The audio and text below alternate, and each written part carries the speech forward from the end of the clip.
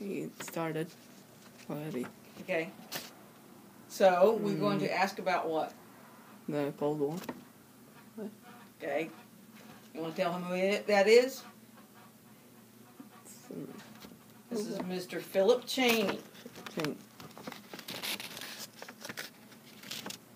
He is a member of our choir at church and a public librarian. I was born in the summer of 1949. So by the time I was in the first grade, the Cold War was pretty much well underway.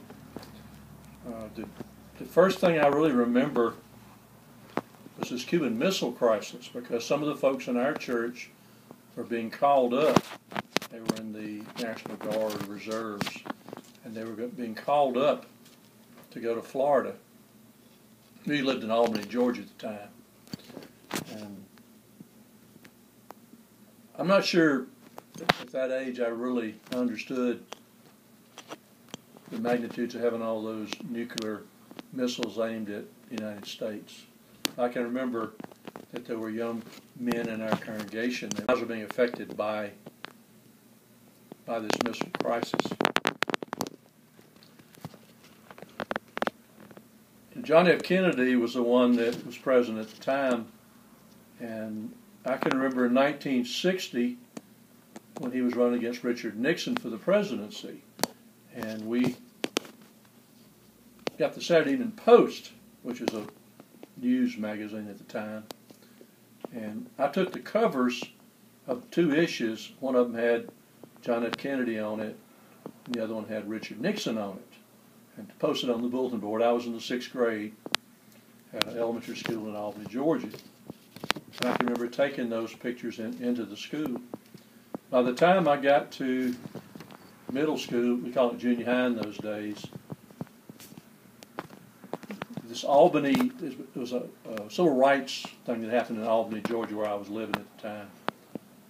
And both Robert Kennedy and his brother John F. Kennedy were blamed for a lot of the stuff that was going on. They were very unpopular with the people in Albany, Georgia. The schools were not integrated at that time. There was a large African American population of the town, and there was a ongoing movement for about a year. And the upshot was that a lot of the folks in Albany did not like the Kennedys. The Kennedys supported civil rights and the integration of universities and this kind of thing in the Deep South. When John F. Kennedy was assassinated in November of 1963, I was sitting in class that afternoon, and they announced it on the loudspeaker that the president had been shot. And some of the people in my class cheered. He was so unpopular because of the civil rights connection that the people in my class, some of them were cheering because he had been shot to death. And it was pretty shocking to me. The Vietnam War, I came of age when a lot of folks were being drafted for the Vietnam War. And some folks had deferments. There were several ways of being deferred. If you were going to college, or if you were a parent, if you were a ministerial student, there were various types of deferments you could get so you wouldn't be drafted. This was before we had the all-volunteer force. People were actually drafted in the Army. Toward the end of my college career, of course I was deferred because I was going to college. Well, there was a lottery. So your chances of being drafted were based on where your birth date came up in the lottery. And a lot of people don't realize that there were folks who didn't have to worry about it anymore because they had a high number in the lottery. The ones with low numbers would get drafted. A lot of people went to Canada instead of being drafted. There were folks that chose to immigrate to Canada, young people. Some of them never came back. They stayed in Canada and continued to live there. I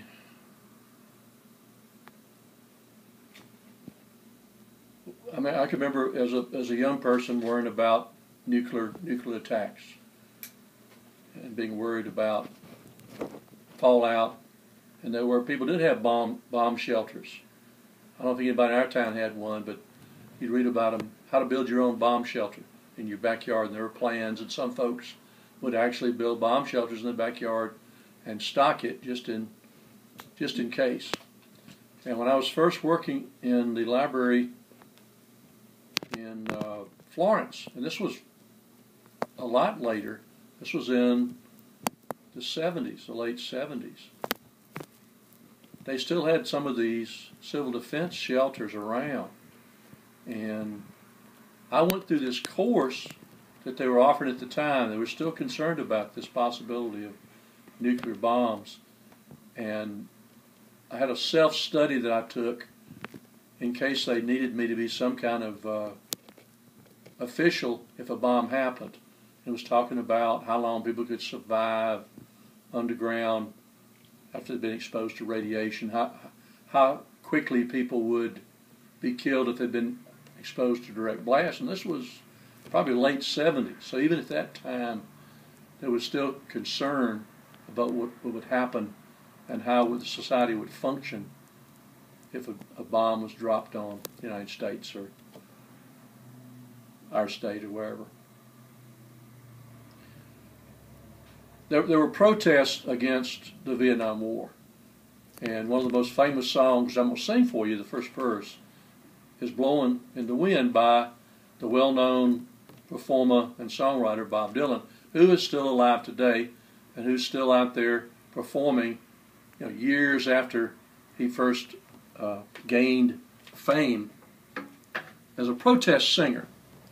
And I'll just sing you the first verse of Blowing in the Wind.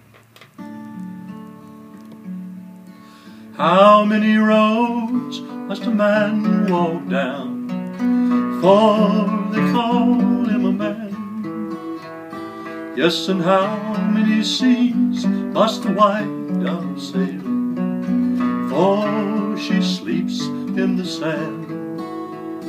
Yes, and how many times must the cannonball fly before they're forever banned?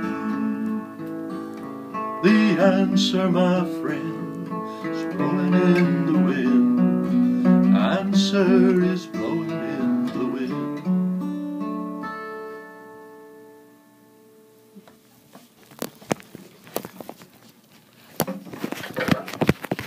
I guess we ought to say something about having 3 television networks and that sort of thing too. People watch the same shows, the same television networks. There wasn't all this, 10s and 20 and 30 different things to watch. People were watching pretty much the same thing. They might have their favorite news program, but there weren't a whole lot of choice. You had AM radio when I was young. FM radio hadn't become popular, and you'd have 1 or 2. Radio was big, and people got a lot of the news from radio. Of course, newspapers were a lot more important than they are today, because that's where a lot of people got their news. We didn't have any cable vision until, I guess it was the early 70s. There wasn't such a thing, and people were using television antennas and that sort of thing. Well, there was no internet. People used regular telephones, landlines. They had cassette recorders later on. There were no CD players. There was no MP3. So we were kind of limited based on today's standards. There weren't any personal computers. So it was an older technology. We had, to start off with, we had vinyl records on turntables, and that's how people listened to music in those days.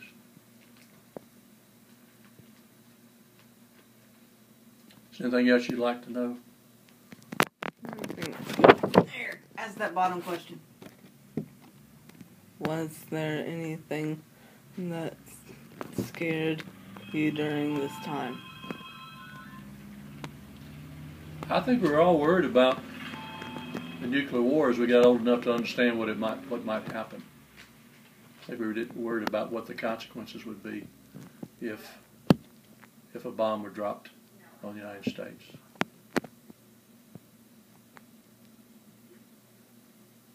Okay. Okay. Take All care of right. everything? Yeah.